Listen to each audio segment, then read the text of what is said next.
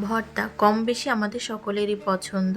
ভর্তা বানিয়ে পাটায় মাখা ভাত সবাই আমরা বাঙালিরা পছন্দ করি। তো বিশেষ করে কিন্তু মেয়েরা পাটায় মাখা ভাত ভর্তা বানিয়ে খেতে কিন্তু খুব পছন্দ করি। তো আজকে আমি খুব পছন্দের একটি ভর্তা বানাবো। তো চলেন আপনাদের সাথে শুরু করা যাক। হ্যালো এভরিওয়ান, আসসালামু আলাইকুম। সবাই কেমন আছেন? আশা করি ভালো আছেন। আমি আলহামদুলিল্লাহ ভালো আছি। Welcome to Ayan daily blogs. তো ফার্স্টে কিন্তু আমি সব কিছু গুছিয়ে নিয়েছি। এখানে মৌসিম ভর্তা করবো। মৌসিম নিয়েছি, কাঁচামরিচ, শুকনো মরিচ, ধনেপাতা, পেঁয়াজ, রসুন এবং চিংড়ি মাছ। চিংড়ি মাছটা দিলে কিন্তু ভর্তাটা খেতে খুবই ভালো লাগে। তো ফার্স্টে কিন্তু আমি এই যে আঁশ ফেলে নিচ্ছি। মৌসিমের একটা এক্সট্রা আঁশ থাকে, তো এটা কিন্তু ফেলে নিলে বাড়তেও সুবিধা হয় আর খেলে কিন্তু মুখে লাগে না। আঁশ থাকলে কিন্তু ভর্তাটা ওরকমভাবে ভালো লাগে না। তো আমি কিন্তু প্রত্যেকটা মৌসিমেরই আর কি আঁশ ফেলে নিয়েছি এবং মাঝখান থেকে ভেঙে নিয়েছি। আর এটা এতটাই কচি ছিল, মাঝখান থেকে চাপ দিলেই ভেঙে গিয়েছিল।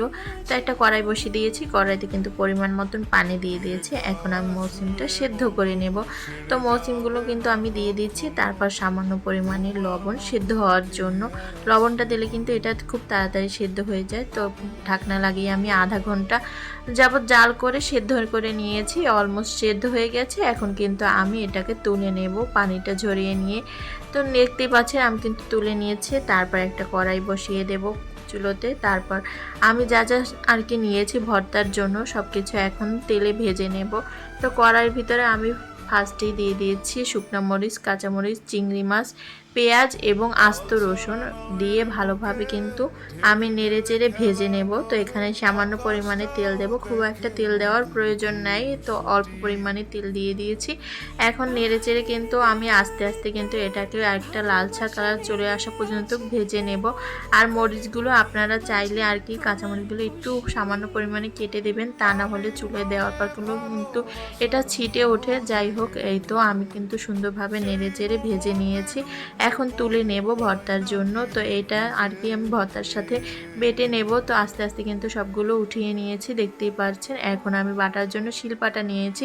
ভর্তা কিন্তু সাধারণত শিলপাটায় বাটলেই বেশি ভালো লাগে। তো ফার্স্টে আমি মৌসিমটা আর কি বেটে নিয়েছি। এটার ভিতরে কিন্তু একটা শ্বাস থাকে, ওটা বের না করলে কিন্তু ভর্তা আর কি মিশ হয় না আর খেতেও ভালো লাগে না। তো আমি আস্তে আস্তে যত শ্বাস আছে সবগুলো বেটে বের করে নিব। দেখতেই পাচ্ছেন সুন্দরভাবে কিন্তু সবগুলো আমি পুতো দিয়ে ছেঁচে তারপর বের করে নিচ্ছি। এই যে দেখতেই পাচ্ছেন কতগুলো আঁশ ছিল।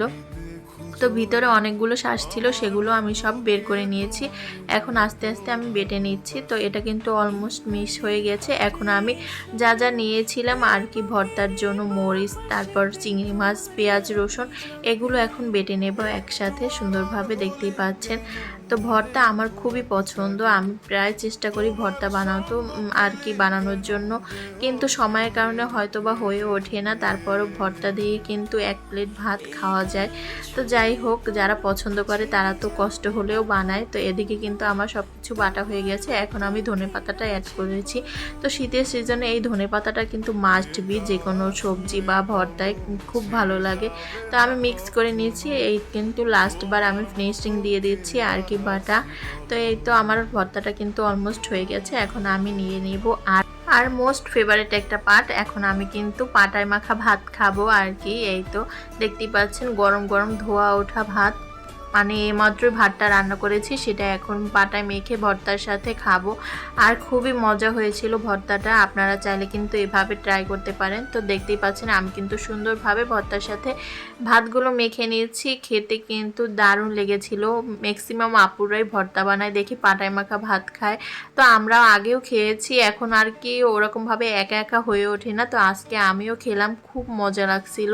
ভর্তাটাও কিন্তু দারুণ হয়েছিল, অনেকগুলো চিংড়ি মাছ দিয়ে করেছিলাম। তো দেখতেই পাচ্ছেন আমার কিন্তু খাওয়া দাওয়া অলমোস্ট শেষের পথে।